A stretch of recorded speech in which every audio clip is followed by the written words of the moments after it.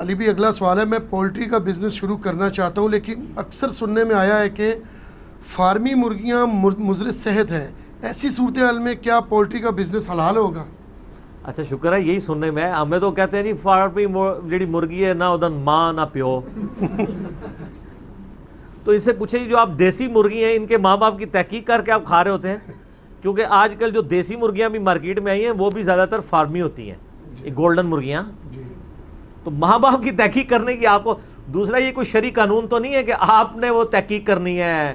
شریعت جو لاگو ہوتی ہے وہ لاگو ہوتی ہے انسانوں کے اوپر، جنات کے اوپر، جانوروں کے اوپر آپ نے شریعت نہیں لاگو کرنی ہے.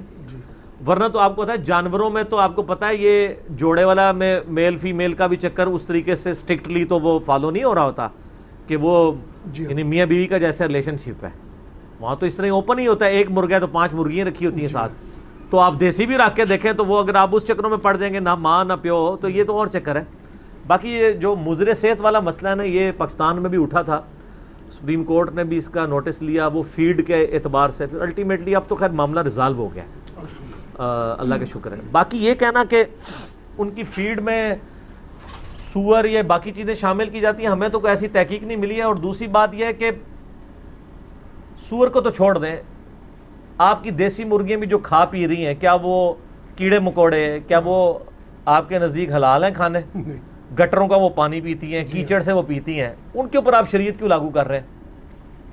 الا یہ کہ ان کو جو اسٹیرائڈز دیے جاتے ہیں اس کے کوئی فزیکل نقصانات نہ ہوں تو وہ زیادہ کھانے میں تو ہے نقصان، یہ تو بات صحیح ہے. Access of every thing is bad. وہ تو آپ کوئی بھی گوشت، آپ چھوٹا گوشت بھی زیادہ کھائیں، موٹا گوشت بھی زیادہ کھائیں، حالانکہ یہ سنت بھی ہے. موٹا گوشت سنت ابراہیمی ہے، وہ بنا ہوا بچڑا لے آئے تھے، قرآن میں آتا ہے. چھوٹا گوشت بخاری مسلم میں نبی علیہ السلام کا پسندیدہ تھا. لیکن یہ بھی آپ اگر گوشت ہی گوشت صرف کھاتے رہیں تو یہ بھی آپ کے لیے مضر صحت ہے، تو اس کی وجہ سے وہ چیز تو حرام نہیں ہو جائے گی. پولٹری کا بزنس بالکل جائز ہے، کر سکتے ہیں. اور اس میں 2 طرح کی آپ کو پتا نا مرغیاں ہیں، ان کی جینیٹک ایک انہوں نے یعنی بایولوجیکل فارمیشن ہے. ایک مرغی وہ ہے جو لیئر کہلاتی ہے، لیئر وہ ہیں جو انڈے دیتی ہیں، اور وہ جب مارکیٹ میں آتی ہیں وہ اتنی بڑی بڑی ہوتی ہیں مرغیاں، وہ بالکل انڈے دے کے فارغ ہو جاتی ہیں. 5-5 کلو کی 6-6 کلو کی بھی ہوتی ہیں، اور گوشت ان کا کھانے کے قابل نہیں ہوتا، اسی لیے وہ بہت سستی بکری ہوتی ہے. پاکستان میں پولٹری کے بزنس کی یہ برکت ہے کہ چھوٹا گوشت آپ کو آج 1000 روپے 1200 روپے کلو مل رہا ہے، ورنہ یہ آپ کو 10,000 روپے کلو مل رہا ہوتا. اس وقت پریکٹیکلی پاکستان میں دال سب سے زیادہ سستی مرغی ہے. ظاہر اس بزنس کی وجہ سے ہی ہوا ہے نا. غریب لوگوں سے آپ پوچھیں وہ تو کہتے ہیں ہم تو دال سبزی نہیں پکاتے، ہم تو ایک مرغی لے لیتے ہیں 150 روپے کی، 250 روپے کی، اور اس کا شوربہ لمبا کر کے تو پورا خاندان کھا لیتا ہے. تو دال تو آپ کی 200-250 روپے کلو بھی پڑ رہی ہیں دالیں، پھر بھی وہ اتنا شوربہ نہیں آپ بنا سکتے. اس کا کتنا اس کو پتلا کریں گے، کتنا بنا لیں گے؟ مرغی کا آپ پتلا کریں اس کا ٹیسٹ پھر بھی فیل ہوتا ہے. تو ایک تو یہ لیئر ہوتی ہے، اور ایک دوسری ہوتی ہے برائلر جو آپ کے کھانے کے لیے استعمال ہو رہی ہوتی ہے. یہ جو آپ کو مارکیٹ میں مرغیاں مل رہی ہوتی ہیں نا، جو اپنے پاؤں پہ بھی بیچاری کھڑی نہیں ہو رہی، پا رہی ہوتی ہے، اس لیے کہ ان کو شروع سے ٹریننگ نہیں دی ہوتی ہے. وہ کہتے ہیں نہیں کمزور ہیں اس لیے نہیں کھڑی. کمزور نہیں ہے سر، آپ ایک انسان کو بھی جو صحت مند پیدا ہو اس کے بھی ہاتھ پاؤں باندھ دینا تو وہ بھی کھڑے ہونے کے قابل نہیں رہے گا. ایون آپ ایک صحت مند بندے کی یہ بازو ہے نا، اس طرح 1 سال کے لیے اس کو ایسے باندھ دینا، اس کے بعد وہ اپنی بازو بھی نہیں لا سکے گا، یوز نہیں نہ ہو رہی ہوتی.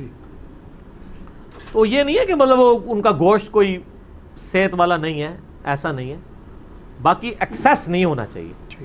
ہم تو پرسنلی میں تو بہت کوشش کرتا ہوں اوائڈ ہی کروں، بہت کوئی مجبوری ہو تو وہ کھانا پڑ جائے، علیحدہ بات ہے.